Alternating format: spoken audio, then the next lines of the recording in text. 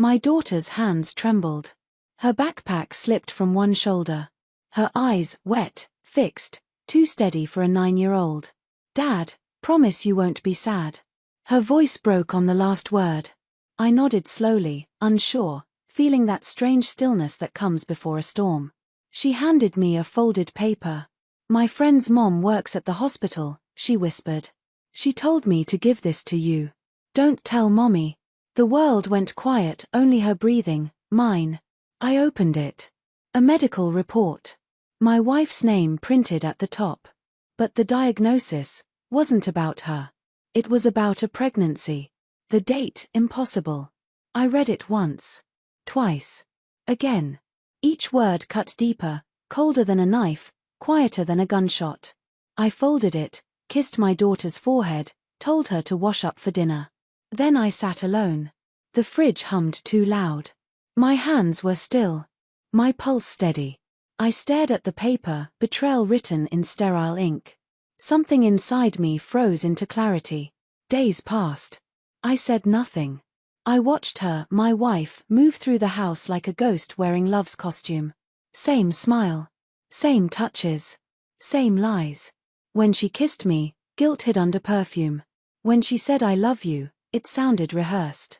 The report replayed in my head, the doctor's name, the test date, conception 3 weeks after I'd left for work. 9 years of marriage, undone by one truth.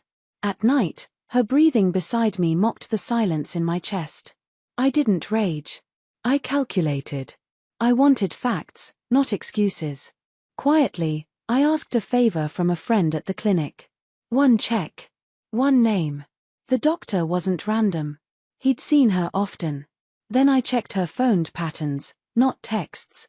Deleted calls. Sudden quiet when I entered. The quick lock screen blink of guilt. I smiled through it. Made coffee. Watched. Waited. One night she said she had a late meeting. I followed. Not to her office, but to that same hospital. I parked outside, watched her waiting in the lobby, hands clenched around her phone. Then a man in a white coat arrived. He touched her arm, familiar. Too familiar. They disappeared behind a hallway door. 30 minutes.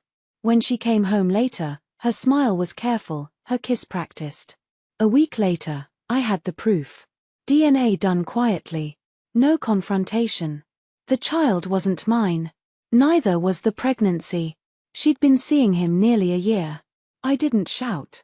I didn't cry. That night, I printed both reports, hers and mine, and laid them side by side. When she walked in, she froze. Color drained. Where did you? I raised a hand. Silence. Do you want to tell me, I asked, how long it's been?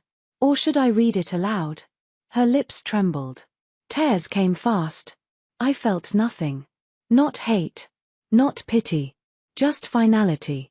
She begged, said she was lonely, said it was a mistake. The words fell flat, echoes of old lies. I folded the papers, set them in front of her.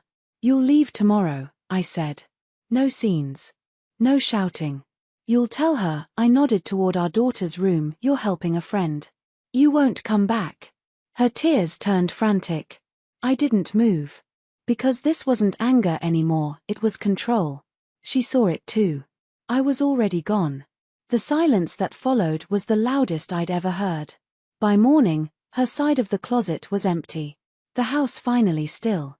My daughter asked where Mommy went. I said she had something important to do. She nodded. Children believe easily. That night, I sat beside her bed, brushed her hair from her face. Same eyes as her mother's, only untouched by deceit.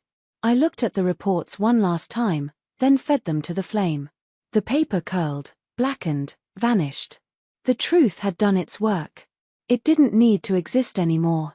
As the fire faded, peace came, not forgiveness, not closure, just quiet. And in that quiet, I finally understood. Some betrayals don't destroy you. They set you free.